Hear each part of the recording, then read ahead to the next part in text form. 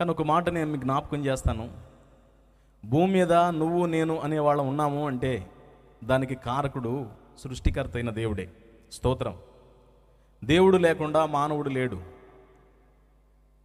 మానవుడు భూమి మీద ఉన్నాడంటే మానవుడిని సృష్టించిన దేవుడు కూడా ఉన్నాడు. సృష్టించబడిన సృష్టికర్త మీద ఆధారపడాలి. సృష్టికర్త సృష్టించిన వాని బాధ్యతలు కూడా నెరవేర్చాలి. అందుకే దేవుని వాక్యంలో రాయబడిన మాట ఏంటంటే, దేవుడు ప్రేమస్వరూపి.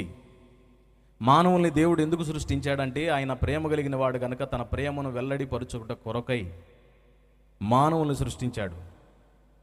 సృష్టించిన తర్వాత మానవుల్ని ఒక 100 సంవత్సరాలు దేవుడు ఏదైనా తోటలో వాళ్ళని ప్రేమించి వాళ్ళని సంరక్షించి వాళ్ళకి కావలసిన సమస్త వనరులు సమకూర్చాడు. ఆ తర్వాత ఈ 100 సంవత్సరాల కాలంలో ఇప్పుడు వరకు నేను ఒక్కడనే కనపడ్డాను కదా, నేను కాక వేరొక వ్యక్తి కనపడితే అప్పుడు కూడా నన్నే ప్రేమిస్తారా, ఇంకెవరి మాట అయినా వింటారని దేవుడు పరీక్షించుకోవటానికి పరీక్షని అనుమతించాడు.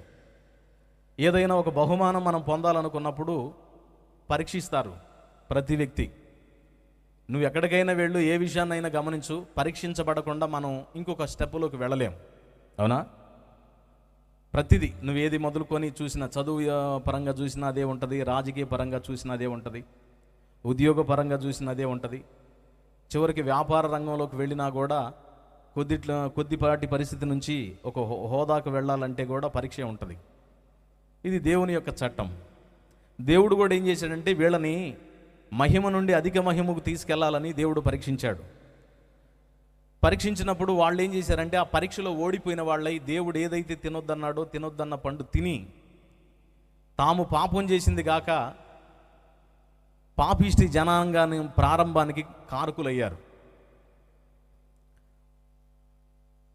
మీరు ప్రసంగి గ్రంథం 7వ అధ్యాయం 27వ వచనం అనుకుంటాను, అక్కడ చూస్తే దేవుడు నరులను యథార్థవంతులుగా సృజించెను అని రాయబడి ఉంటుంది. అంటే మొట్టమొదట ఆదాము హవ్వలను దేవుడు సృష్టించినప్పుడు యథార్థవంతులుగా సృష్టించాడు. అయితే వాళ్ళు వివిధ తంత్రాలు కల్పించుకొని దేవుని చెప్పిన మార్గాలను చెడిపి వేసుకున్నారనే మాట అక్కడ ఉంటుంది. స్తోత్రం చెబుతారా? గట్టిగా చెప్పాలి. ఆ తరువాత వాళ్ళు పరీక్షలో ఓడిపోయిన తర్వాత ఇక దేవుడు ఏదైనా తోటల నుంచి వాళ్ళని బయటికి వెళ్ళగొట్టి మీ పాటికి మీరు ఏదో అట్లా చావండి అని వదిలేలేదులే. కానీ దేవుడు మళ్ళా ప్రేమ కలిగిన వాడు కనుక వాళ్ళకి రక్షణ మార్గాన్ని వేశాడు. వాళ్ళు అంజూరపు ఆకులను కచ్చడాలుగా కట్టుకొని ఉంటే దాన్ని చూసి దేవుడు వాళ్ళ అమాయకత్వానికి నవ్వుకొనున్నాడేమో. ఆ తరువాత ఒక పొట్టేలును వధించి రక్త ప్రోక్షణ జరిగించి ఆ చర్మాన్ని ఏమన్నా వారికి చర్మపు చొక్కాయలను గుట్టించాడు. ఆ రక్తం ద్వారానే ఏమన్నా రక్త ప్రోక్షణ జరిగించి, మీరు పాపం చేసి నా సన్నిధికి దూరం అయిపోయారు, బయటికి నెట్టివేయబడ్డారు కనుక నా సన్నిధిలోకి రావాలి అంటే రక్త ప్రోక్షణ ద్వారా మాత్రమే రావాలని దేవుడు రక్త నిబంధన ఒకటి ఏర్పాటు చేశాడు. అది ఆదికాండం 4వ అధ్యాయంలో మనకు కనపడుతుంది. మీరు ఇంటికి వెళ్ళి నాకు చదువుకోవచ్చు. అక్కడ రక్త ప్రోక్షణ ఎందుకు అని అంటే మనుషులను దేవునితో సమాధానపరచడానికి దేవుడు ఏర్చిన మార్గం. ఈరోజు చాలామంది రకరకాల మార్గాలు ఎన్నుకుంటున్నారు. ఏదో ఒక మార్గంలో మేము దేవుని దగ్గరికి వస్తామని. కానీ దేవుని వాక్యం చెప్పే మాట ఏంటంటే రక్తము లేకుండా పాప క్షమాపణ కలగదు. మీరు ప్రపంచంలో ఎక్కడికైనా ఏ మారుమూల ప్రాంతానికైనా వెళ్ళండి, ఆటవీక ప్రజల దగ్గరికి వెళ్ళండి, లేకపోతే అడవుల్లో ఉండే వాళ్ళ దగ్గరికైనా వెళ్ళండి, పట్టణం మొదలుకొని పల్లెటూళ్ళు అడవుల్లో ఉండే వాళ్ళ వరకు అందరికీ అనుకూలంగా లేకపోతే అందరూ ఆలోచించి చేయగలిగినది రక్త ప్రోక్షణ అనేది.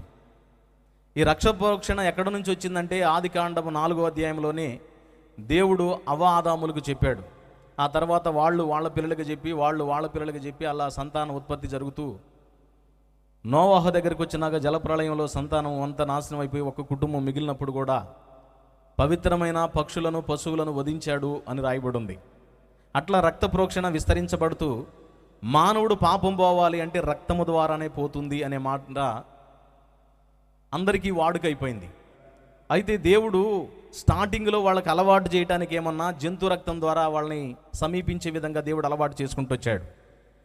ఆ తర్వాత కొంతకాలం గడిచిపోయిన తర్వాత ఈ రక్త ప్రోక్షణకు అలవాటు పడిన తర్వాత దేవుడు కాలము సంపూర్ణమైనప్పుడు తన కుమారుడైన క్రీస్తుని భూమి మీదకి పంపిన తర్వాత భూమి మీద భూమధ్యపురంలో యెరూషలేము అనే ప్రాంతంలో, యోదయ బెత్లెహేము అనే ప్రాంతంలో యేసుక్రీస్తు నరావతారిగా పుట్టాడు. ఎందుకు పుట్టాడు అంటే, మీరు మొదటి తిమోతి రాసిన పత్రిక 1వ అధ్యాయం 14వ వచనం చూస్తే, పాపులను రక్షించుటకు క్రీస్తు యేసు లోకమునకు వచ్చెను అనే మాట రాయబడి ఉంటుంది. లూకాసు వార్త 19వ అధ్యాయంలో చూస్తే 11 అనుకుంటాను, నశించిన దాన్ని వెదకి రక్షించడానికి మనుష్య కుమారుడు భూమి మీదకి వచ్చాడంటాడు. అంటే నశించిపోతున్న మానవులను విమోచించడానికి, ఒక్కటే బలి జరిగించడానికి దేవుడు భూమి మీదకి వచ్చాడు. ఆ దేవుడు భూమి మీదకి వచ్చి ఏం చేశాడంటే, మానవుడు చేసిన పాతకాలను బట్టి దేవుడు విమోచించడానికి మార్గం వేస్తే, అంతకుముందు మానవులు ఏం చేశారంటే వాళ్ళ అవసరతలను బట్టి దేవుడిని వెతకడం మొదలుపెట్టారు. దేవుడు అనేవాడు అవసరం. కొన్నిటికి ఏమన్నా మనకు అవసరం లేదు, కొన్నిటికి అవసరమే. ఉదాహరణకి తినడానికి తిండి అయితే దేవుడు అవసరం లేదు, కుండలో అన్నం అంటే వండుకోవచ్చు. కానీ అదే మనం పంట పొలంలో ఒకవేళ ఇత్తనాలు నాటితే, ఆ ఇత్తనం నాటింది మొలకెత్తియాలంటే దేవుడే కావాలి. వర్షం రావాలంటే దేవుడే కావాలి. మన జీవితం మనుగడ కొనసాగాలంటే దేవుడే కావాలి. చచ్చే పరిస్థితిలో ఉన్న మానవుడు బ్రతకాలన్నా కూడా దేవుడే కావాలి. సరే, వీటన్నిటిని మనకు అవసరం లేదు, చనిపోయినా పర్వాలేదు అనుకుంటే, ఒకవేళ చనిపోయినాక మానవుడు నిత్య నరకాగ్ని గుండానికి వెళ్తున్నాడు, తాను చేసిన పాతకాలను బట్టి వాటి నుంచి విడిపించాలంటే మాత్రం ఖచ్చితంగా దేవుడు అవసరమై ఉన్నాడు. దేవుని అవసరత మానవుడికి ఉంది కనుకనే అది గుర్తించిన దేవుడు ఏం చేశాడంటే, ఆయనే నరావతారిగా 2025 సంవత్సరాల క్రితం భూమధ్యపురంలో పుట్టి, నీవు నేను మనందరం చేసిన పాతకాలను బట్టి ఆయన మన చేతల ద్వారా చేసిన దానికి చేతలలో మేకులు, కాళ్ళ నడక ద్వారా చేసిన దానికి కాళ్ళల్లో శీలలు, తలంపుల ద్వారా తప్పుడు ఆలోచనల ద్వారా చేసిన దానికి బట్టి శిరస్సుకు ముళ్ళ కిరీటం, దేహమంతటితో చేసిన పాపమును బట్టి దేహమంతా నాగలిశాళ్ల వలె దున్నబడినట్లు మనుషులందరి పాపముల కొరకు సిలువలో ప్రాణం పెట్టి చనిపోయి తిరిగి 3వ దినాన లేచి పరలోకానికి వెళ్ళిన వాడు నజరేయుడైన యేసుక్రీస్తు. మరణము యొక్క పట్టత్వం ఏంటంటే పాపం. అందుకే దేవుని వాక్యంలో రాయబడిన మాట ఏంటంటే, మరణము ఆయనను బంధించుట అసాధ్యమైందట. ఎందుకు మరణం ఆయన్ని బంధించలేకపోయిందంటే, పాపం ఉన్న ప్రతి వాణ్ణి బంధిస్తుంది. ఎందుకంటే పాపానికి, మరణానికి ఉనికి పట్టి ఏంటంటే పాపం. ఎవరిలో పాపం ఉంటుందో ఆ మరణం వాళ్ళని పట్టుకుంటుంది. అందుకే బైబిల్ గ్రంథంలో పాపం నిన్ను పట్టుకును అనే మాటలు కూడా ఉన్నాయి. కాబట్టి అందరినీ పట్టుకుంది, అందరూ పాపులు గనక పట్టుకుంది. యేసును కూడా పట్టుకోవాలని పట్టుకుంది. 1 దినం 2 దినాలు అయిపోయింది. ప్రవచనాల ప్రకారం 3వ దినాన ఇక ఇముడ్చుకోలేక కక్కివేసింది. ఆయన 3వ దినాన తిరిగి లేచాడు. అందుకే ప్రపంచ చరిత్రలో ఒకే ఒక్క సమాధి ఖాళీగా ఉంటుంది, అది నజరేయుడైన యేసుక్రీస్తుది. కాబట్టి మీ అందరికీ ఒక మాట ఏంటంటే, యేసు ప్రభు తప్ప వేరే మార్గం లేదు కనుక యేసునందు విశ్వాసం ఉంచిన జీవితం, బ్రతుకు మనుగడలో ఆశీర్వాదం ఉంటుంది. ఒకవేళ ఏ కారణం చేతనైనా జీవితం ముగించబడితే ఆ తర్వాత పరలోక రాజ్యం దొరుకుతుంది. ఇంకా యేసు ప్రభు నమ్మని వాళ్ళకి ఒక మాట చెప్తున్నాను. ఈ కోటాలో ఎందుకోసం పెట్టారంటే, మొట్టమొదటి విషయం ఏంటంటే, నశించిపోతున్న ఆత్మలను రక్షించడానికి. దైవజనుడు ఎంతో ప్రయాసపడతాడు. దేనికి ప్రయాసపడతాడంటే, మీరు సంవత్సరం అంతా కష్టపడతారు, డబ్బులు సంపాదించుకోవాలని, అమ్మాయి పెళ్లి చేయాలని, అబ్బాయికి ఉద్యోగం అని, చదువులని, చక్కని ఇల్లు కట్టుకోవాలని, కార్లు కొనుక్కోవాలని, ప్లాట్లు బంగ్లాలు కొనుక్కోవాలని. మంచిదే, భూమి మీద ఉండటానికి నీడ, తినడానికి తిండి, కట్టుకోవడానికి వస్త్రం అవసరం కనుక సంపాదించుకోవడంలో తప్పేం లేదులే. కానీ దైవజనుడు ఆ పని చేయడు. దైవజనుడు ఆలోచన అంతా ఏముంటుందంటే, 10 రూపాయలు కూడితే ఏదైనా కూటాలు పెడదాము, 10 మందికి సువార్త ప్రకటిద్దాం, నాకంటే వాడబడుతున్న దైవజనులు ఎవరన్నా ఉంటే ప్రత్యక్షత కలిగిన వాళ్ళని తీసుకొచ్చి వాళ్ళ ద్వారా దేవుని సువార్తను ప్రకటిద్దాం, అలాగనే రక్షణలోకి వచ్చిన వాళ్ళు ఉంటే వాళ్ళని ఆత్మీయంగా బలపరుద్దామని ఏ పొద్దు ఇదే ఆలోచనలో ఉంటాడే తప్ప దైవజనుడికి సంపాదించుకుందామని ఆలోచన ఉండదు. అలా అందులో భాగంగా ఆత్మల రక్షణార్థమై అనేక మంది ఆత్మీయ మేలు కొరకు ఏర్పాటు చేసినవే ఈ సువార్త విజయోత్సవములు.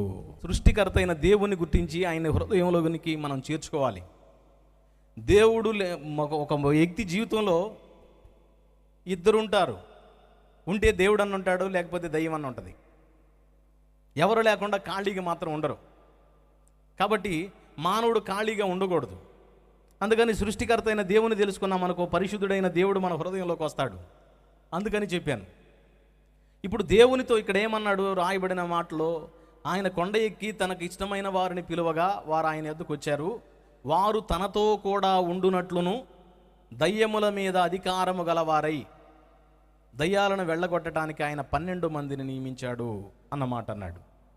అంటే వారు తనతో కూడా ఉండునట్లు, దేవునితో మనం ఉండునట్లు దేవుడు ఇష్టపడుతున్నాడు. ఇప్పుడు పగలు నైట్ కూటంలో ఉంటాం, తెల్లారి పొద్దున్నే పని చూసుకుంటాం. ఓకే, జీవనోపాధి అవసరమే.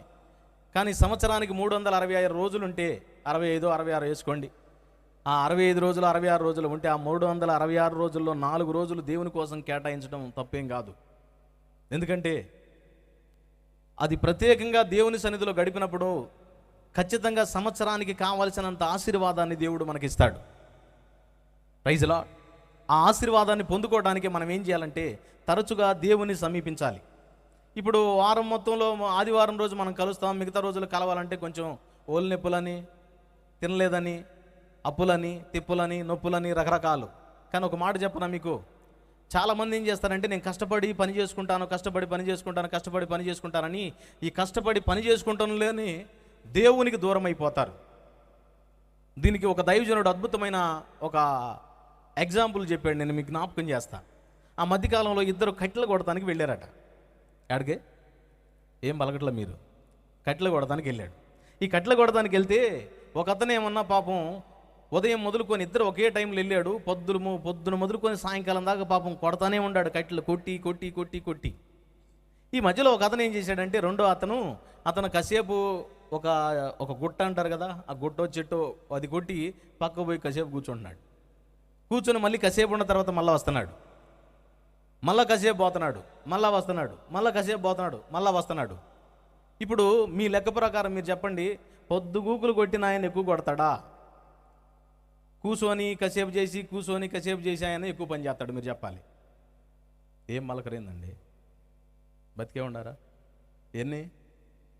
4 కదా, చెప్పండి. మేస్త్రులు కూడా ఉండారు, చెప్పండి అయ్యా. పొద్దుగూకులు చేసి ఆయన బాగా చేస్తాడా, లేకపోతే తర్వాత కూర్చొని తక్కువ చేస్తాడు? కానీ ఆశ్చర్యం చెప్పనా, ఈ కంటిన్యూగా కొట్టిన ఆయనేమో, కట్టెలు కొట్టిన ఆయనేమన్నా 4 మోపులు కొడితే ఈ కాసేపు కూర్చొని మళ్ళీ చేస్తా, కాసేపు కూర్చొని చేస్తా అండ ఆయన ఏం చేశాడంటే దాదాపు 12 మోపులు కొట్టాడంట. 12 మోపులు కొట్టాడు. ఈ సాయంత్రం అయిపోయిన తర్వాత ఇద్దరు మోపులు చూస్తే ఈయనేమో 4 ఉండే, ఆయన ఏమో 12 ఉండే. ఇతని కడుపులో మండింది. రే, నేను పొద్దుగూకులు కొడతానే ఉండాను, ఊపిరాడకుండా, కనీసం మంచినీళ్ళు కూడా తాగలేదు, గొంతు దప్పికొచ్చి. నువ్వేమన్నా పొద్దాగలు పోయి నేను కూర్చుంటావు మళ్ళీ వస్తావురా, మంచినీళ్ళు పొద్దాగలు తాగేవు, మధ్యలో ఏదో తింటా ఉండవు, ఎందుకురా నా ఏమన్నా తక్కువ వచ్చినాయని చెప్పి అతన్ని అడిగి కోప్పడి, నువ్వు నన్ను ఏదో మోసం చేసావంటే అప్పుడు అతను చెప్పాడంట, అరే నేను మోసం చేయటం కదరా పిచ్చోడా, నువ్వు పొద్దాగలు కొడుతున్నావు కదా, నువ్వు 10 కట్టెలో లేతే ఒక చెట్టు కొట్టి అంతవరకు కొట్టినాక నీ కత్తి ఏమైందంటే మొద్దు బారిపోయింది, మోడైపోయింది. ఆ మొడ్డు కత్తితోనే నువ్వు కొడుతున్నావు, కొట్టే కొన్ని ఇంకా నీలో ఉన్న ఎనర్జీ అంతా పోయి ఓపిక చచ్చిపోయిన పరిస్థితిలో ఉండవరా. కానీ నేనేం చేస్తున్నాను తెలుసా, ఒక చెట్టు కొడుతున్నాను, వెళ్ళి కాసేపు కూర్చొని సేద తీర్చుకుంటున్నాను, ఆ గ్యాప్లో కొంచెం శక్తి పొందుకుంటున్నాను, దప్పికి తీర్చుకుంటున్నాను. ఎట్ ఏ టైంలో ఏం చేస్తున్నాను తెలుసా, ఈ కత్తికి సాన పెట్టుకుంటున్నారా. ఆ సానాది పెట్టుకుంటా ఉన్న కారణాన్ని బట్టి నేనేమన్నా 12 మోపులు కొట్టగలిగాను, నువ్వు ఆ మొడ్డుగా తీసుకొని కొట్టి ఎంత కొట్టినా ఆ 4 మోపులే కొట్టేవారు.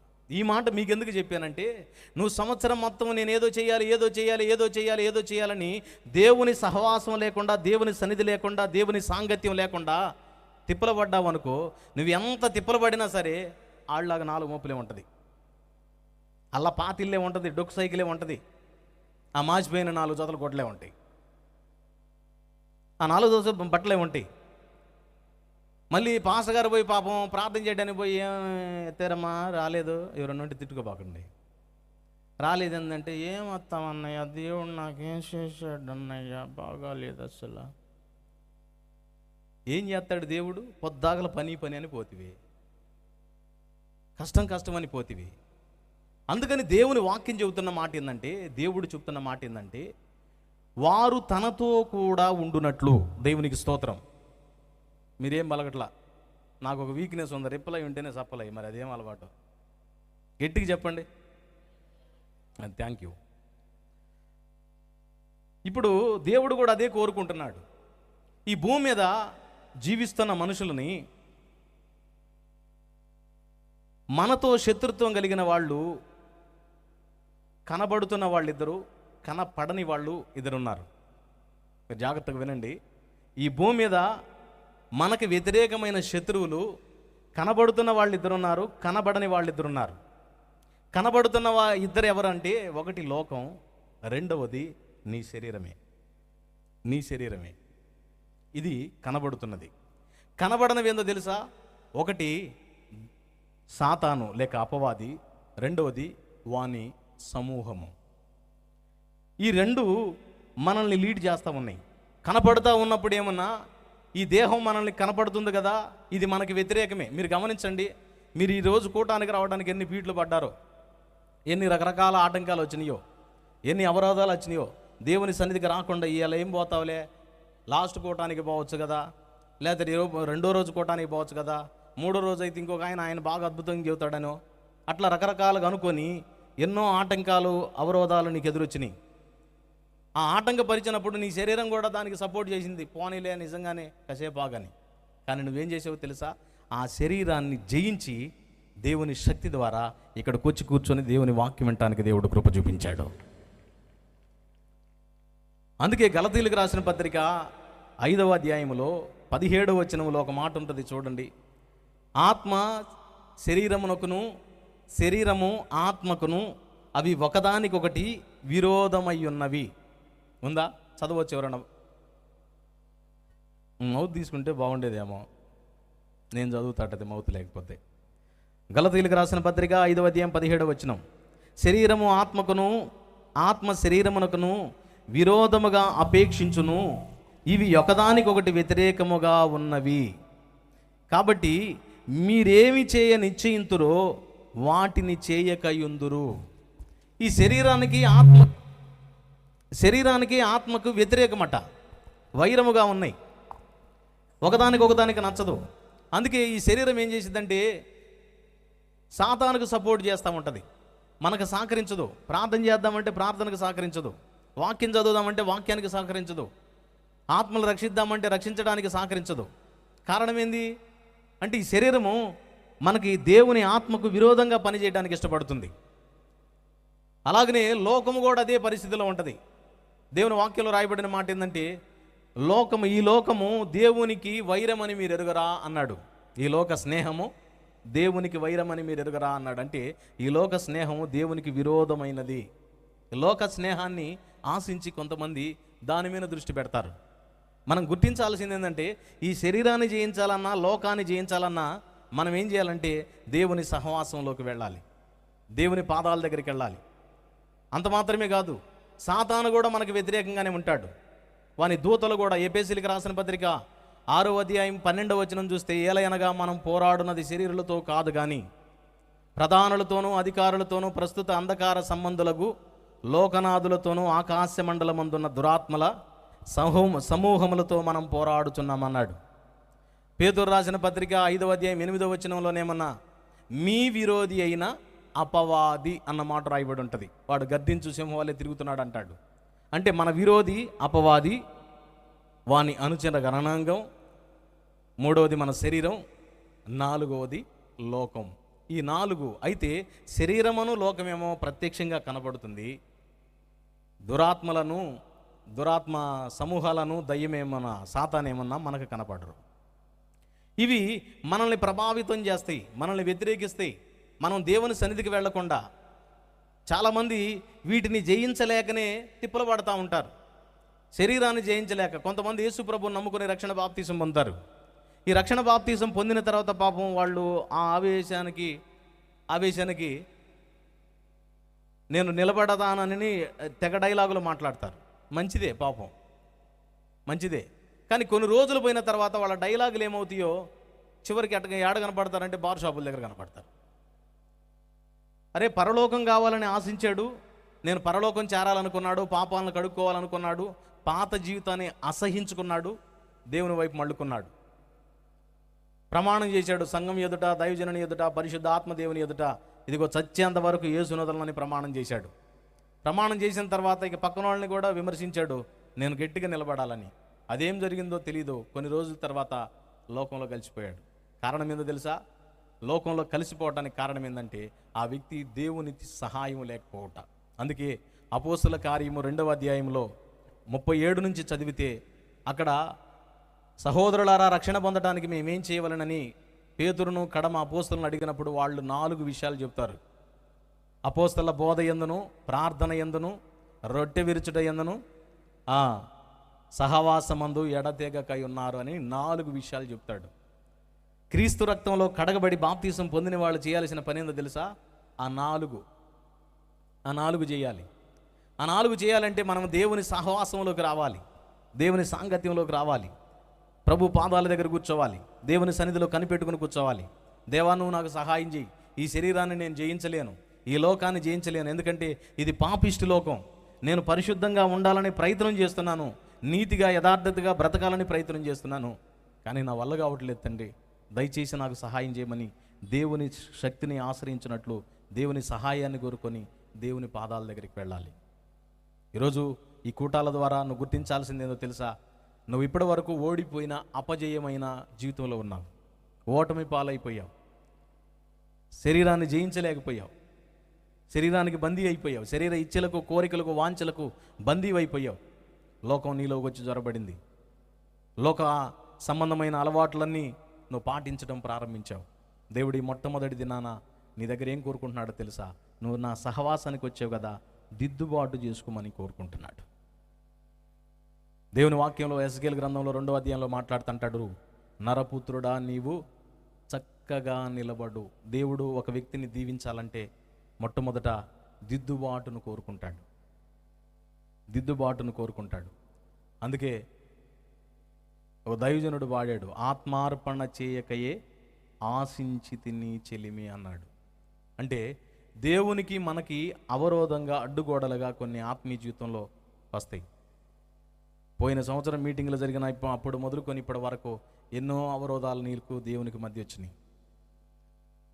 కొన్ని తెలిసి కూడా బరి తెగించి, అంటే గిరి దాటి కూడా చేసిన పాపాలు కొన్ని అయితే, కొన్ని తెలియక చేసిన పాపాలు ఉన్నాయి, కొన్ని తెలిసో తెలియకో చేసిన పాపాలు ఉన్నాయి.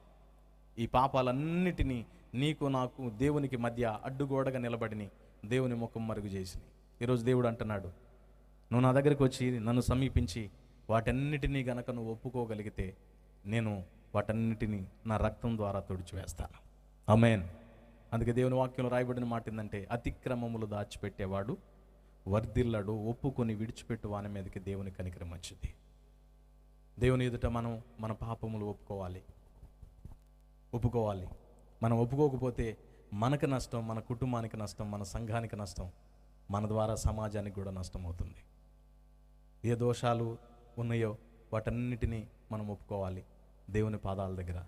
బైబిల్ గ్రంథంలో కొంతమంది పాపాలను దాచిపెట్టుకొని జీవితాలు పాడు చేసుకున్న వాళ్ళు ఉన్నారు.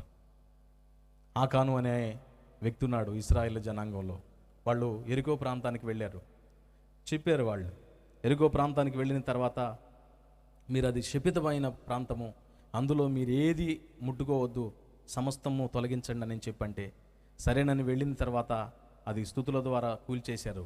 కూల్చినాక అందరూ తీసుకోకుండా మౌనంగా వస్తే ఈ ఆకాను అనేవాడు ఏం చేశాడంటే కొన్ని అందులో నుంచి తీసుకొని గుడారం మధ్యలో దాచిపెట్టాడు. తను అనుకున్నాడు, ఎవ్వరికి తెలియదు, నాకు ఒక్కడికి తెలుసు, నేను దాచిపెట్టుకున్నాను, నాకు ఉపయోగపడతాయి అనుకున్నాడు. కానీ అక్కడ నుంచి తర్వాత హాయిపురం వెళ్తే వాళ్ళకి విజయం పొందాల్సిన వాళ్ళు అపజయం పాలయ్యారు. అక్కడ కూర్చొని యెహోషువ ఏడుస్తాడు, దేవా, నీ దినములన్నిట ఎవ్వరు నీ ఎదుట నిలవలేరని నాకు వాగ్దానం చేసేవే, ఎందుకయ్యా అపజయాలు పాలయ్యారు? ఇంచుమించు 36 మంది వరకు నా ప్రజలు చనిపోయారు కదా, వాళ్ళు తరిమి కొట్టారు కదయ్యా, ఎందుకు అని వస్త్రాలు జింపుకొని బలిపీఠం దగ్గర పడి కన్నీరు గారుస్తుంటే అప్పుడు దేవుడు మాట్లాడుతుంటాడు, యెహోషువ లే, నీ జనులు పాపం చేశారు, వెళ్ళి వాళ్ళని గోత్రాల లెక్కను చొప్పున లెక్కగట్టి చూడమంటాడు. అప్పుడు చూస్తే ఆకానుతో మాట్లాడినప్పుడు ఆకాను చెప్తాడు, నేను ఇలా చేశానని. నా కుమారుడా, ఇలా ఎందుకు చేశావు నాయన? ఆ తర్వాత దేవుని వాక్యంలో రాయబడి ఉంటుంది, తనను తన పిల్లల్ని తీసుకెళ్ళి రాళ్లతో కొట్టి చంపేశారు, నేటి వరకు ఆ రాళ్లకు పలాని ఉంది అని రాయబడి ఉంది. ఈరోజు కుటుంబం, మన జీవితాలు పాడైపోవటానికి కారణం ఏంటంటే మన దోషాలు అడ్డుగా రావటం. దేవుని నమ్ముకున్నామని చెప్తూనే దేవునికి వ్యతిరేకమైన ఆలోచనలు, ప్రవర్తనలు కలిగి ఉండి, పాపం అంటే ఏదో వ్యభిచారం, దొంగతనం అనుకోవద్దండి. యేసుప్రభుని నమ్ముకున్నాక దాదాపుగా ఈ చెయ్యరని నా నమ్మకం. చేసేవాళ్ళు అంటే దిద్దుబాటు చేసుకోవాలి. కానీ ఆత్మీయతలో అడుగు పెట్టుకుంటూ వచ్చినప్పుడు దేవుని స్వరం విని చెప్పిన మాట చేయకపోవటం కూడా పాపమే. దేవుని సన్నిధిని నిర్లక్ష్యపరచడం కూడా పాపమే. ఎదుటి వాళ్ళతో సమాధాన పడకపోవటం కూడా పాపమే. ఏ పాపాలైతే అడ్డుగోడలుగా ఉన్నాయో అవన్నీ మన జీవితాలని నాశనం చేస్తాయి, ఆత్మీయ పతనంలోకి తీసుకెళ్తాయి. ఏ దేవుణ్ణైతే మనం కలిగి ఉండాలని, ఏ పరలోక రాజ్యాన్ని అయితే స్వతంత్రించుకోవాలని మనం అడుగు పెట్టామో, చివరికి రాను ఏమైందంటే దేవుని సన్నిధి, దేవుని సహవాసం, దేవుని స్వరం వినటం అవన్నీ మరుగైపోయే పరిస్థితి వచ్చింది. మీరు గమనించండి, ఇది వైట్గా ఉంది. దీన్ని తీసుకెళ్ళి నేను ఈ క్లాత్ని తుడవటం మొదలుపెట్టి ఒక వారం రోజులు ఉంచాను అనుకో, ఏ కలర్లో వచ్చింది? బ్రౌన్ కలర్లో వచ్చింది. ఇంకా కొన్ని రోజులు వాడితే, ఒక నెల రోజులు నల్లగా బ్లాక్ అయిపోద్ది, నా తల వెంట్రుక లాగా అయిపోద్ది. కారణం పట్టించుకోవాలి. అదే ఒకసారి వాడిన తర్వాత దీన్ని వాష్ చేయటం మొదలు పెడితే క్లీన్ అవుతుంది కనుక మరలా ఇదే తెల్లదనంతో ఉంటుంది. మనం చేయాల్సిన పని ఏందో తెలుసా? సృష్టికర్త అయిన దేవుని పాదాల దగ్గరికి వచ్చి మనం సరి చేసుకోవాలి, లోపాన్ని దిద్దుకోవాలి. ఆ లోపాన్ని దిద్దుకొని దేవునితో సమాధాన పడాలి. అక్కడ శిష్యులతో మాట్లాడుతున్నాడు, వారు దయ్యములను వెళ్ళగొట్టే అధికారము గలవారై. దేవుడు మనకి పోరాటం అనేది ఉంది, పోరాటం ఉంది. మనం పోరాడేది శరీరాలతో కాదు అని దేవుని వాక్యంలో మనం ఇందాక చదువుకున్నాం. కాబట్టి ఆ పోరాటంలో మనం గెలుపొందాలి. గెలుపొందటానికి దేవుడు మొట్టమొదట మనకి ఇచ్చింది ఏందో తెలుసా? దయ్యముల మీద అధికారము. మార్కు సువార్త 16వ అధ్యాయం 17వ వచనం చదివితే, నమ్మిన వారి వలన ఈ సూచక్రియలు జరుగును, అవేవనగా నా నామమున దయ్యములను వెళ్ళగొట్టుదురు. చూడండి, ప్రారంభంలోనే రోగులను స్వస్థపరుస్తారు అనలేదు. విషకరమైనది ఏదైనా తాగినా మీకేం కాదు అని నేను ఆ మాట చెప్పలేదు. మొట్టమొదటి ఏం చెప్పాడంటే, నా నామమున దయ్యములను వెళ్ళగొట్టెదరు.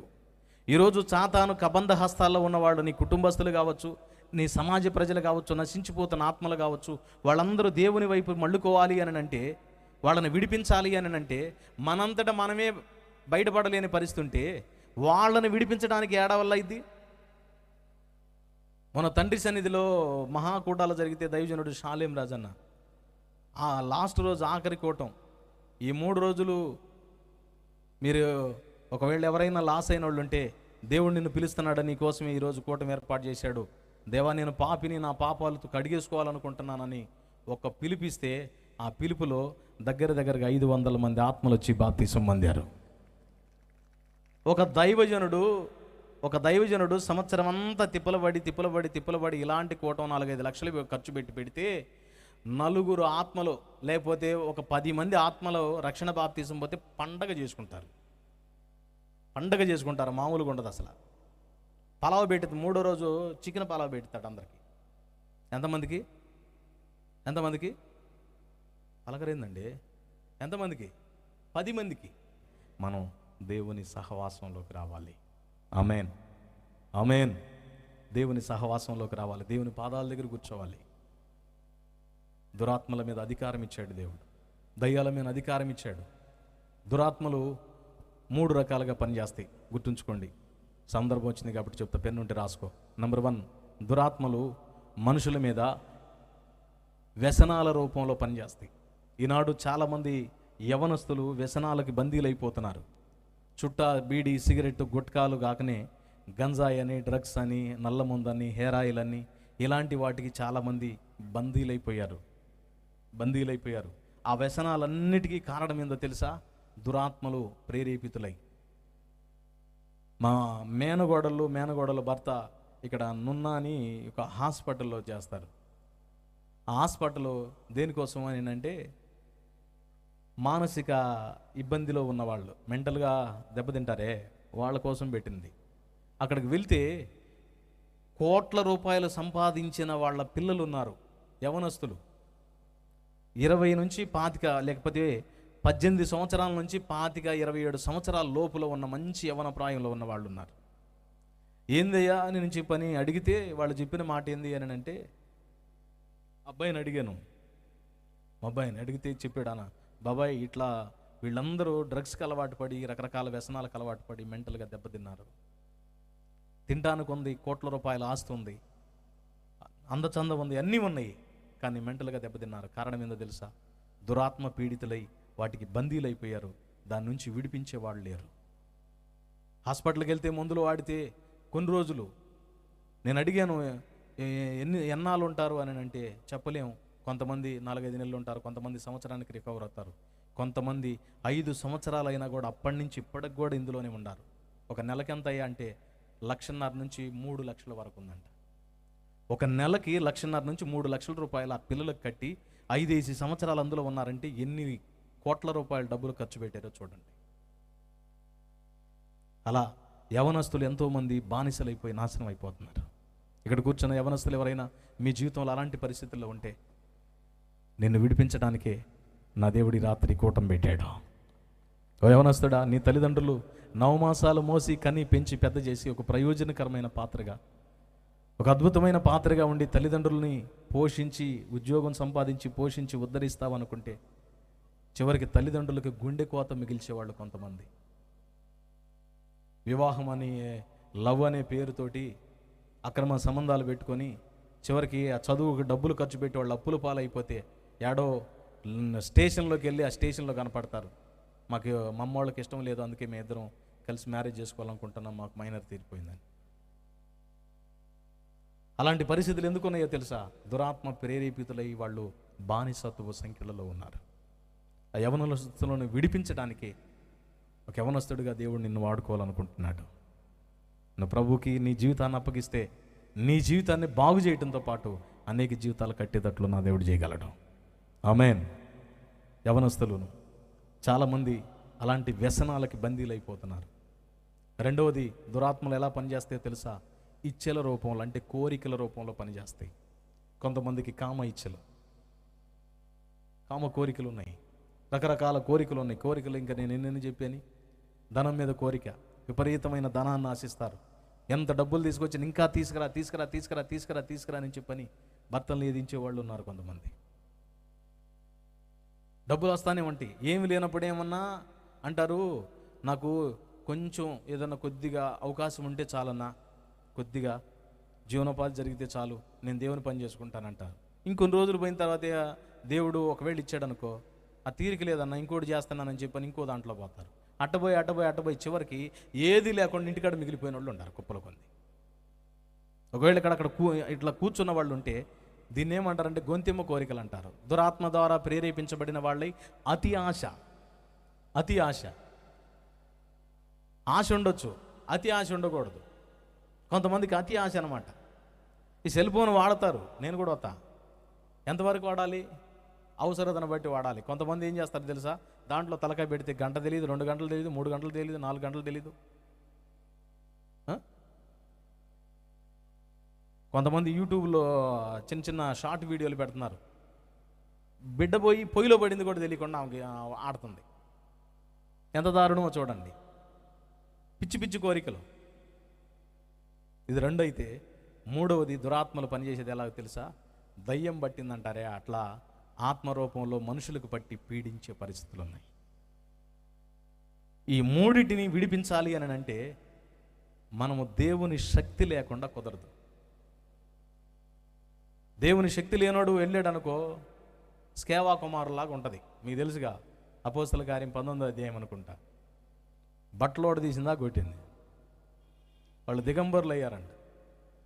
కానీ అదే దేవుని ప్రభావంతో దేవుని శక్తితో నింపబడిన పౌలు శీలలు, పుతోను అన్న దెయ్యం పట్టిన ఆమె ఆరాధించబడతా తన యజమానులకు డబ్బులు సంపాదిస్తూ ఉంటే, ఏయ్ అపవిత్రాత్మ, యేసు నామములో ఆజ్ఞాపిస్తున్న వెళ్ళు అని అంటే పత్తా లేకుండా పారిపోయి అమ్మాయిని విడిచిపెట్టింది. దేవుని శక్తి ఉంటే మనము విడిపించబడతాము, అనేకులను విడిపిస్తాము. ఇది దేవుని వాక్యం చెప్పే సత్యం. ఈరోజు దేవుని సహవాసంలో మనకు కలిగే లాభం ఏందో తెలుసా? మొట్టమొదట మనము దురాత్మల మీద జయాన్ని పొందుకుంటాం. ఈరోజు అనేక మంది రకరకాల వ్యసనాల్లో బందీల్లో ఉంటే వాళ్ళని విడిపిస్తాం. మనం విడిపించబడతాము, రెండోది వాళ్ళను కూడా విడిపిస్తాం. ఆ మధ్యకాలంలో ఒక దైవజనుడు చెప్తుంటే నేను విన్నాను. మాచర్ల ఇర్మియా అని కొత్తగా ఒక ఆయన రాజీ అని దేవుని నమ్ముకున్నాడంట. దెయ్యం పట్టింది ఒక ఆమెని, పాపం కొత్తగా సేవలోకి వచ్చాడు కదా, పిలిచారు. అయ్యా ఈ అమ్మాయికి దెయ్యం పట్టింది అని చెప్పని పిలిస్తే సరేనని చెప్పని ఆ దెయ్యం దగ్గరికి వచ్చి పార్ని ఏ సునామలో చెప్తాను పోండి, నేను బాను అన్నట్టు. పొమ్మన్నాగా పో అని, నేను బాను అన్న. మర్యాద చెబుతున్నా పో అని 4 సార్లు అన్నాడు. నేను బాను అని నా పాను అని అంటే ఎందుకు బావు అన్నట్టు పెట్టాడంట. ఏం చేసింది తెలుసు, ఆ దెయ్యం ఆపటట్టు పెట్టి ముక్కు పెట్టి గుద్దిందట. ముక్కు నిండా నెత్తురు వచ్చింది.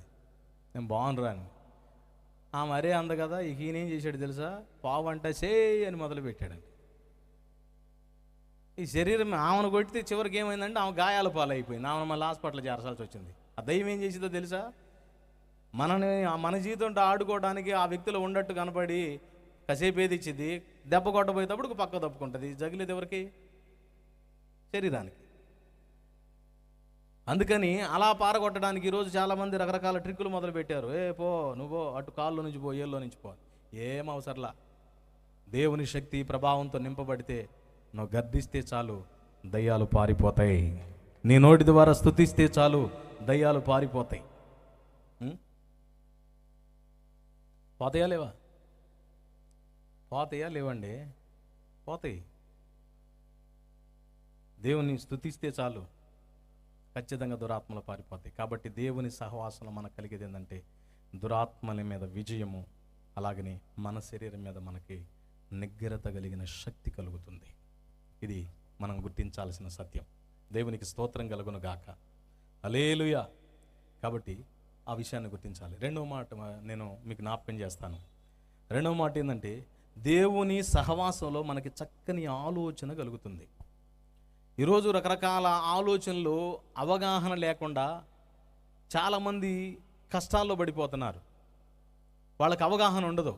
దారుణం చెప్పనా, అప్పుల పాలు ఎవరినన్నా కదిలి అప్పులోళ్ళు నాకు అప్పు ఉందన్న వాళ్ళు చేతులు ఎత్తండి. ఉందా? ఏందండి ఎత్తారు? మీకు లేవా? ఉండవాళ్ళు చేతులు ఎత్తండి. దైవజనుడు ఒక మాట పలికితే పోద్ది, మీరు ఎందుకు చేయెత్తలేని సోమవారిలాగా ఉంటారు. గట్టిగా చేయొత్తు. నా దేవుడు మీ అప్పులు తీర్చును గాక. చేయెత్తిన వాళ్ళందరూ తీరుతాడు. ఇక దించిన వాళ్ళ సంగతి నాకు సంబంధం లేదు. ఒక మాట జ్ఞాపకం చేసుకోండి. ఈ అప్పులు ఉన్న వాళ్ళు ఏం చేస్తారు తెలుసా, అప్పులు పోవాలని చెప్పని ఇంకొక చోట అప్పు చేసి, ఇంకో చోట అప్పు చేసి, అప్పు తీరవాలని అప్పు పెంచుకొని ఇక ఒకటే పెద్ద అప్పు చేద్దాం, ఏంటంటే కొంపని తాకట్టు పెడదామని మొదలుపెట్టారు.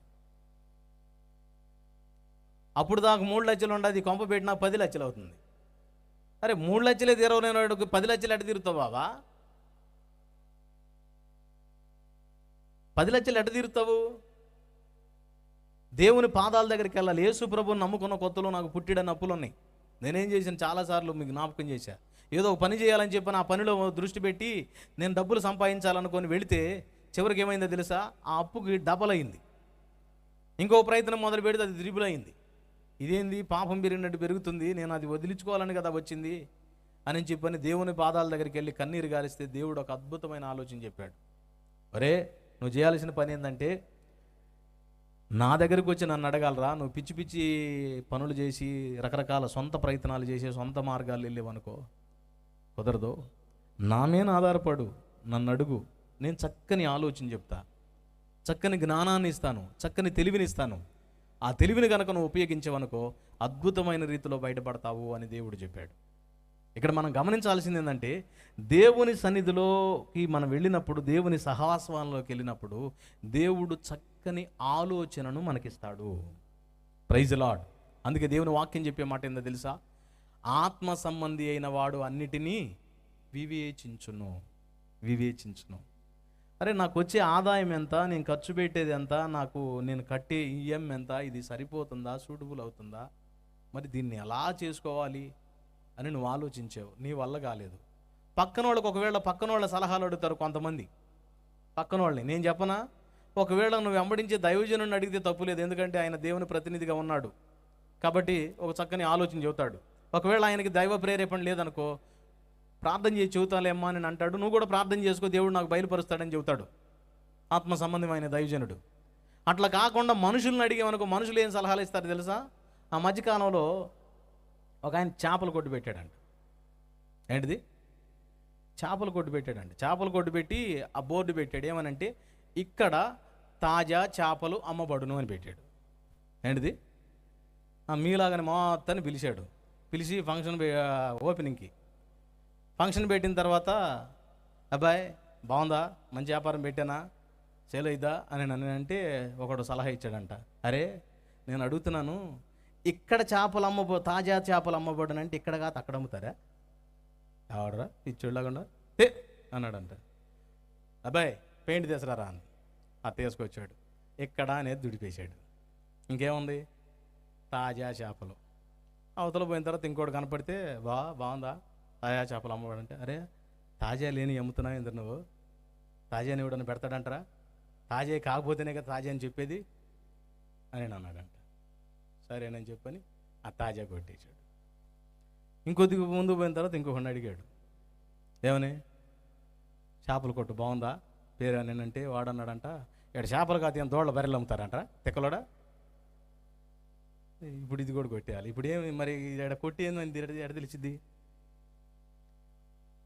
మనుషుల సహాయము, మనుషుల ఆలోచన ఎలా ఉంటుందంటే అలా ఉంటుంది.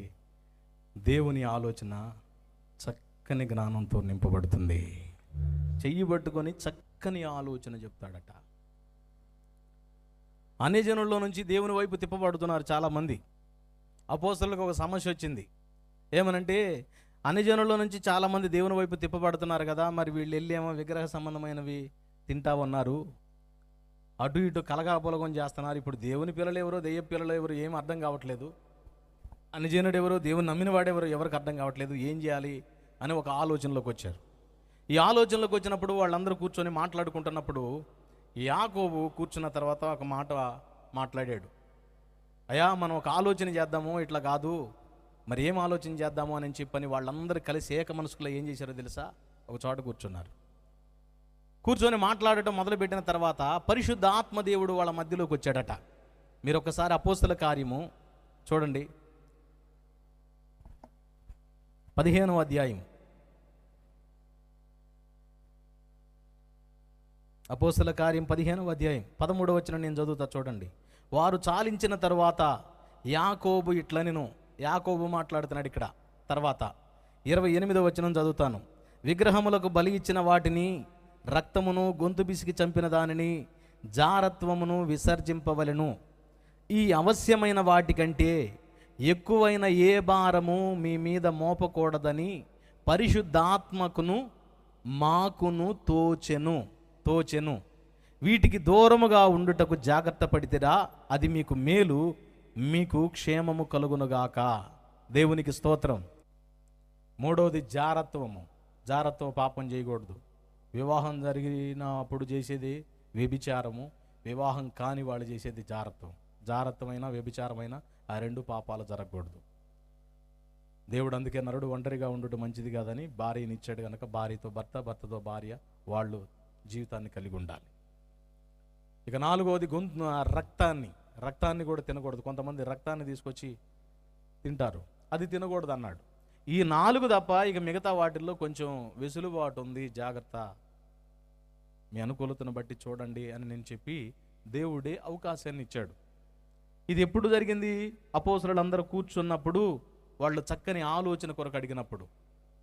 ఈరోజు నీ కుటుంబంలో ఏ పరిస్థితులైనా, ఏ సమస్యలైనా, ఏ ఇబ్బందులైనా, అప్పుల బంధకాల్లో నలిగిపోతుంటే దేవుని పాదాల దగ్గరికి వెళ్ళి దేవుడు సమాధానం చెప్పి అంతవరకు కూర్చో.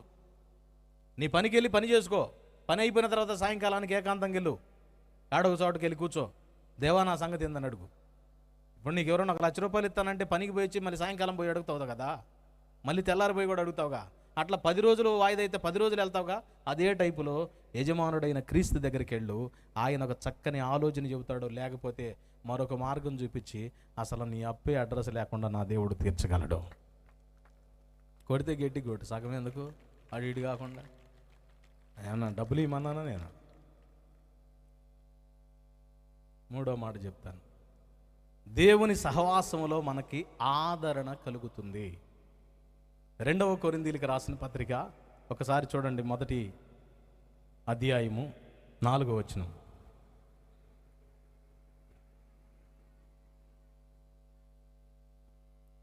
దేవుడు మిమ్మును ఏ ఆదరణతో ఆదరించుచున్నాడో ఆ ఆదరణతో ఎట్టి శ్రమలలో ఉన్న వారికైనను ఆదరించుటకు శక్తి గలవారమగునట్లు ఆయన మా శ్రమ అంతటిలో మమ్మను ఆదరించుచున్నాడు. ఎట్టి ఆదరణతో శ్రమలో ఉన్న వారిని ఆదరించుటకు అన్నాడు. అంటే దేవుడు మమ్మల్ని ఆదరించాడు. ఇది అపోస్తలుడైన పౌలు చెబుతున్న మాట. దేవుడు మమ్మల్ని ఆదరించాడు. ఎప్పుడు ఆదరించాడో తెలుసా? ఆయన సహవాసములో, ఆయన సన్నిధిలో ఉన్నప్పుడు. పౌలు భక్తుడికి ఒక అలవాటు ఉంది. ప్రతిదానికి దేవుని సహాయాన్ని కోరతాడు, దేవుని సన్నిధిని కోరుకుంటాడు, దేవుని పాదాల దగ్గర కనిపెట్టుకునే అనుభవం ఉంది. నేను ఎన్నోసార్లు కష్టాలు వచ్చినాయి, శ్రమలు వచ్చినాయి, కన్నీళ్ళు వచ్చినాయి, అవమానాలు వచ్చినాయి, నిందలు వచ్చినాయి.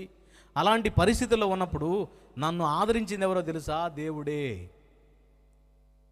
కొన్నిసార్లు మనకి ఇంటి నిండా జనం అంటారు. మా అమ్మ ఒక సామెత చెప్పేది, ఇంటి నిండా కోళ్ళు ఉండే కానీ కూసే కోడి ఒకటి ఉండదంట. కోళ్ళు చాలా ఉంటాయి.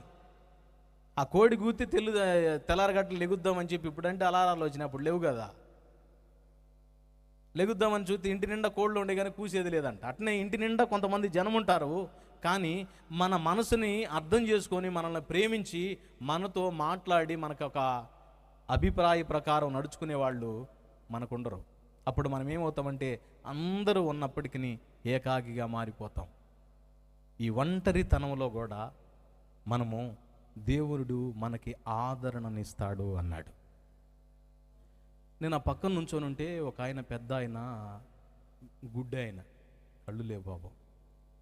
వాళ్ళ అమ్మాయి పట్టుకొని తీసుకొస్తుంటే ఆయన ఇట్లా వస్తున్నాడు అని వస్తున్నాడు. కొన్ని అడుగులు అలాంత దూరం నుంచి చూశాను. కొన్ని అడుగులు వేసుకుంటూ వచ్చిన తర్వాత వాళ్ళిద్దరి మధ్య ఏదో చిన్న గొడవ అయింది. మరి వచ్చిన డబ్బులు పంపకాల కాడ గొడవ అయిందో లేకపోతే ఎందుకు గొడవ అయిందో నాకైతే తెలీదు. కొంచెం యువతలకు వచ్చేసప్పటికి గొడవ అయింది. ఆ గొడవ అయిన తర్వాత ఆ అమ్మాయి ఏం చేసిందంటే, ఇప్పుడు కళ్ళుండా వాళ్ళం అయితే మనం నడుస్తాము, పోతాము, నీతో నాకెందుకు పో అంటాం. కళ్ళు లేనోడి పరిస్థితి ఏంది? పైగా ఫుల్గా జనం ఉండారు.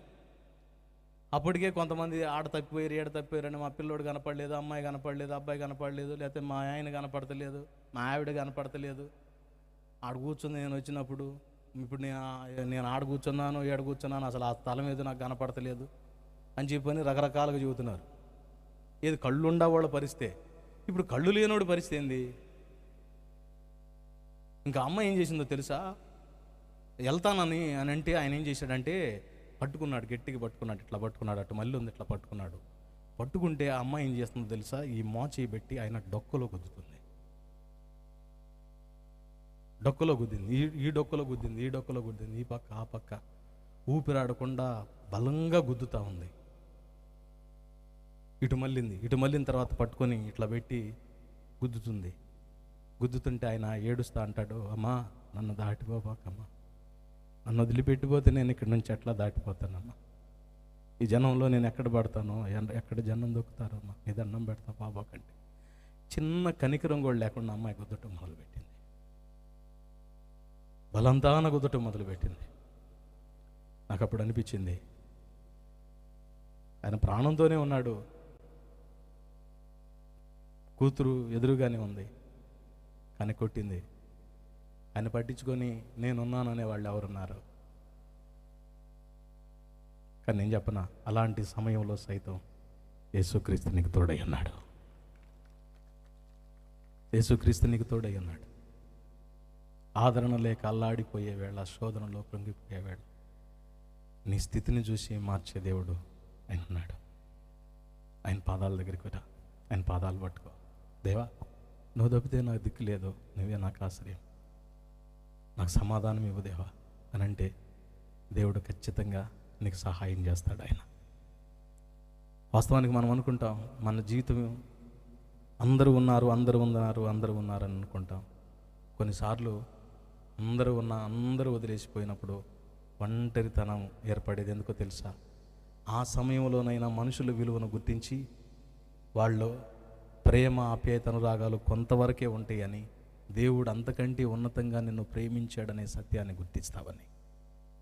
ఈరోజు ఒకవేళ అలాంటి పరిస్థితుల్లో ఉంటే దేవుడు నీకు ఇస్తున్న సమాచారం ఏందో తెలుసా? వాళ్ళ ప్రేమలన్నీ క్షణికమైనవి, నేను ప్రేమించే నా ప్రేమ నీకు శాశ్వతం ఉండే ప్రేమ. తల్లికి లేని ప్రేమ, చెల్లికి లేని ప్రేమ, తండ్రికి లేని ప్రేమ, తండ్రికి లేని ప్రేమ, ప్రత్యేకమైన ప్రేమ, ఉన్నతమైన ప్రేమ, ఆయనకు మాత్రమే ఉన్న ప్రేమ నజరేయుడైన యేసుక్రీస్తు ప్రేమ. ఆ ప్రేమతో నిన్ను ఆదరిస్తాడు ఆయన.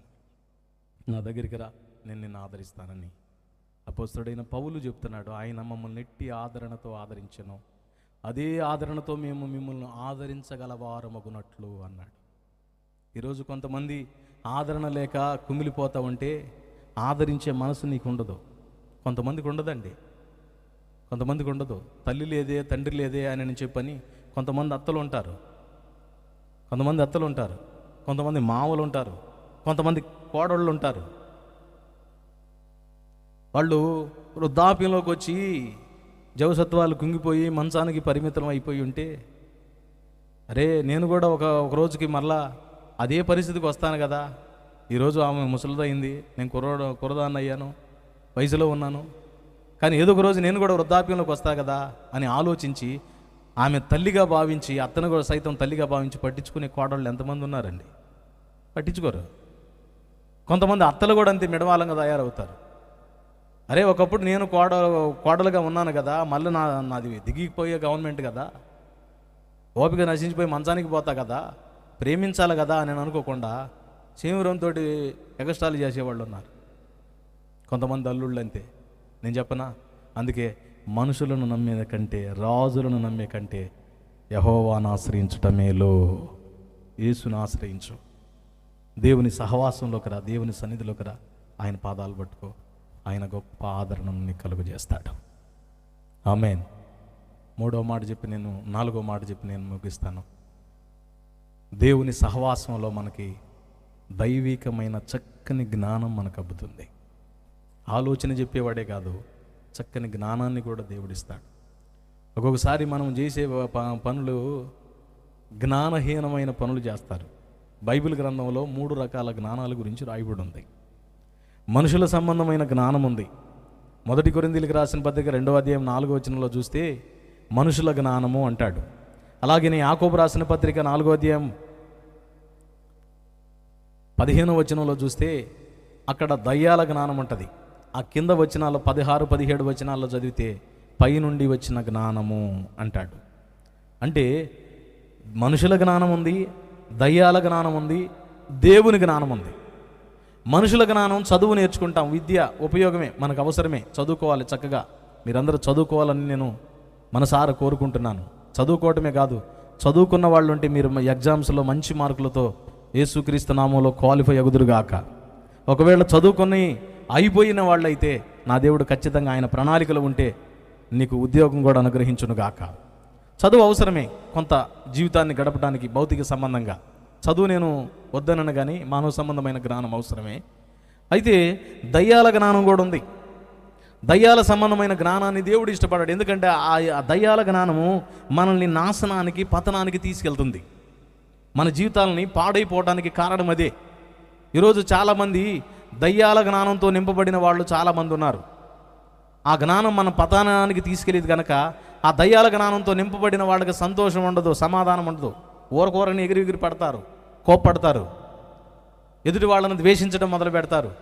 వాళ్ళు ఇష్టమైనవి చేస్తేనేమో మంచిదే, వాళ్ళకి నచ్చినవి చేయనిస్తేనేమో మంచిదే వాళ్ళే. ఒకవేళ వాళ్ళకి ఏదన్నా చిన్న వాళ్ళు చేసే పనికి ఆటంకం కలిగించారనుకో వీళ్ళకి నచ్చదు.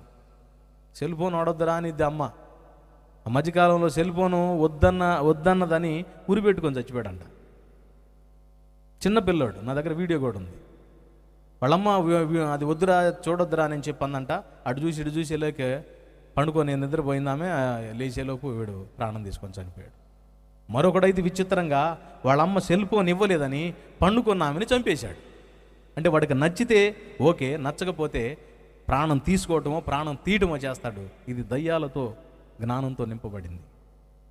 కానీ దేవుని జ్ఞానం ఎలా ఉండిద్దో తెలుసా? ఎదుటి వారితో సమాధానాన్ని కలిగిస్తుంది, సమాధానకరమైంది ఉంటుంది. నువ్వు దేవుని జ్ఞానంతో నింపబడి ఉంటే ఎదుటి వాళ్ళు చెప్పినప్పుడు ఇది నాకు ఉపయోగపడేదనా, ఇది మంచిదేనా, ఇది ఆత్మ సంబంధమైందేనా, నా జీవితానికి ప్రయోజనకరమైందేనా, నా దేవునికి సంతోషాన్ని ఇచ్చేదేనా, నా దేవుని చిత్తాన్ని నెరవేర్చేదేనా అని ఆలోచించి అడుగులు వేయటానికి కారణమవుతుంది. ఈ జ్ఞానం ఎక్కడి నుంచి వచ్చింది అంటే దేవుని సహవాసంలో, దేవుని వాక్యములో నువ్వు నడిపించబడడం ద్వారా. ఈరోజు చాలామంది దేవుని వాక్యానికి దూరం అయిపోయారు. వాక్యాన్ని పట్టించుకోవట్లా, వాక్యాన్ని చదవట్లా. వాక్యాన్ని చదివారా అని నన్ను ఒకవేళ అడిగితే ఒకళ్ళిద్దరు నలుగురు తగులుతారు. ప్రతిరోజు వాక్యం చదవాలి, హృదయంలోకి చేర్చుకోవాలి. ఆ చెప్పిన మాటలు, దైవజనుడి ద్వారా చెప్పిన మాటలు. ఈరోజు 4 కూటాలు, ఈరోజు రేపు ఎల్లుండి. నేను ఈ మీటింగులో దేవుడు నాతో ఏం మాట్లాడతాడో నేను రాసుకుంటాను. నా దేవుడు నాతో మాట్లాడిన మాటలు రాసుకుని ఆ మాటల ప్రకారం దేవుని సన్నిధిలో కన్నీళ్లు విడిచి ప్రార్థన చేస్తాను. ఖచ్చితంగా నా దేవుడు మాట్లాడిన మాటలు ఆ మీటింగుల తర్వాత జవాబు ఇవ్వబోతున్నాడు అని అనుకొని పెన్ను పేపర్ తెచ్చుకున్న వాళ్ళు ఎంతమంది? చదువు వచ్చిన వాళ్ళు చేతులు ఎత్తండి, దించండి. పెన్ను పేపర్ తెచ్చుకొని రాసుకోవాలనుకున్నాను, నిజంగా ఆ మాట నాకు వచ్చింది, ఆలోచన వచ్చింది అన్నవాళ్ళు చేతులు ఎత్తండి. యథార్థ హృదయంతో దేవుని సన్నిధిలో ఉన్నారు. ఎంతమంది ఉన్నారు చూడండి. ఫస్ట్ ఎత్తమంటేనే సగం కొంతమంది ఎత్తారు, ఆ పెన్ను పేపర్ ఆడ పెట్టుకొని కూర్చున్నారు. తప్పు. దేవుని మాటలు, ఈ నా మాటలు విని వాటి చొప్పున చేయు ప్రతివాడు బండ మీద ఇల్లు కట్టిన బుద్ధిమంతుని పోలి ఉంటాడన్నాడు. దేవుని మాటలు నీకు శ్రేష్టమైన మాటలు, విలువైన మాటలు, నీకు భవిష్యత్తులో ఆశీర్వాదకరంగా నేను నిలబెడతాయి. ఆ మాటలు, దేవుని మాటలే నీకు జ్ఞానాన్ని ఇస్తాయి. ఆ మాటలే నీ జీవితంలో ఉజ్జీవాన్ని రేపుతాయి. ఆ మాటలే భవిష్యత్తులో నువ్వు ఒక భక్తిపరుడుగా, భక్తిపరురాలుగా కావటానికి కారణమవుతుంది. అందుకని 4వది, మనం దేవుని సహవాసంలోకి వచ్చి దేవుని పాదాల దగ్గర వచ్చినప్పుడు మనకి 4వది ఏంటంటే దేవుని జ్ఞానంతో నింపబడుతుంది. ఈ 4 విషయాల్లో దేవుడు మనకు సహాయం చేయనుగాక. ఆమేన్. మొట్టమొదట ఏం చెప్పాను? దేవుని సహవాసం ఏం దొరికింది? దయ్యాల మీద అధికారం దొరుకుతుంది. 2వది ఏం దొరుకుతుంది? పరిశుద్ధ ఆత్మ శక్తి దొరుకుతుంది. 2. 3వది చక్కని ఆలోచన దొరుకుతుంది. 3. 4వది ఆదరణ దొరుకుతుంది. 4. 5వది దైవికమైన జ్ఞానం దొరికింది. అందుకు దేవుని సహవాసంలోకి రావాలి. ఈ మీటింగ్లో జరుగుతున్న 4 కూటాల్లో ఎవరు మిస్ అవ్వద్దు. ఇంకా అవసరమైతే మీతో పాటు ఆత్మీయతలో దిగజారిన వాళ్ళని కూడా దేవుని సన్నిధికి తోడుకొనండి. వాళ్ళని కూడా బలపరిస్తే, యాకోబు రాసిన పత్రికలో రాయబడి ఉంటుంది, ఒక పాపి తప్పుడు మార్గం, ఒక వ్యక్తి దేవునిలో ఉండి తప్పుడు మార్గంలోకి వెళ్తే ఒక పాపిని మరలా నూతన పరిచి దేవుని మార్గంలోకి తీసుకొస్తే రక్షణలోకి నడిపించినట్లు అని. నువ్వు నూతన ఆత్మను తీసుకొస్తే ఒక ఆత్మను రక్షించిన దానివి రక్షించిన వాడవుతావు. ఒకవేళ ఆత్మీయతలో దిగజారిపోయి ఉంటే, లోకానికి దగ్గర అయిన అనుభవంలో ఉంటే, ఆ వ్యక్తిని మరలా దేవుని మాటలు చెప్పి తీసుకొచ్చేవనుకో, స్త్రీలైతే స్త్రీలు, పురుషులైతే పురుషులు, దేవుడు ఒక ఆత్మను రక్షించిన ఆ భాగ్యం నీకు దక్కుతుంది. కాబట్టి దేవుని సహవాసంలో మనం ఉందాం. దేవుడు అట్టి కృప మనందరికి ఇచ్చునుగాక. మోకాళ్ళ మీదకి రండి, ప్రార్థన చేద్దాం. ప్రేమస్వరూపి పరిశుద్ధుడు అయిన యేసయ్యా నీకు వందనాలు. ఆయన తనకిష్టమైన వారిని పిలువగా వారు ఆయన ఎద్దుకు వచ్చింది. వారు తనతో కూడా ఉండునట్లును దయ్యములను వెళ్ళగొట్టు అధికారం గలవారై ఉండునట్లు వారిని నియమించను, 12 మందిని నియమించిన అనే మాటను మాతో మాట్లాడావు.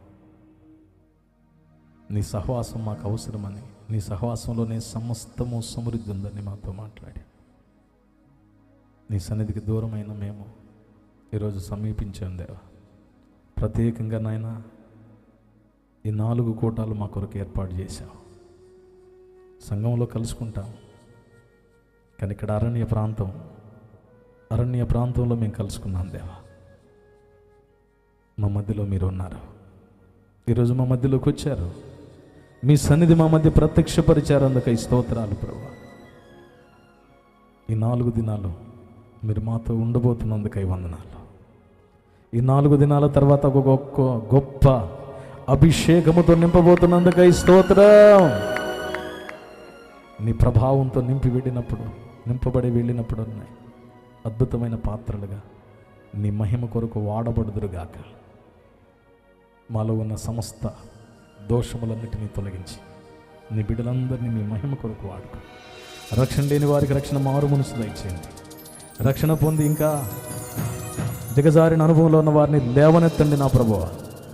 నీ కొరకు బలమైన పాత్రలుగా రాబోతున్న దినాల్లో వాడబడునుగాక. యవనస్తులు నీ కొరకు జీవించబడుదురుగాక. తమ యవన జీవితాన్ని నీకు అంకితము చేసుకొని నీ కొరకు బ్రతికే వారిగా ప్రతి బిడ్డను మీరు సిద్ధపరచండి నాయన. నీకై వందనాలు చెల్లిస్తున్నాను ప్రభువా. రోగములతో ఉన్నవారుంటే ఇప్పుడే వారిని తాకండి నా ప్రభువా. ఇప్పుడే వారిని ముట్టండి నాయన.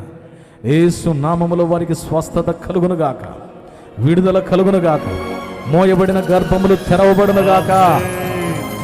వారు సంవత్సరాలుగా ఎదుర్కొంటున్న శారీరక మానసిక రుగ్మతలు యేసు నామములో తొలగిపోవునుగాక. గొప్ప విడుదల వారికి దయచేయండి.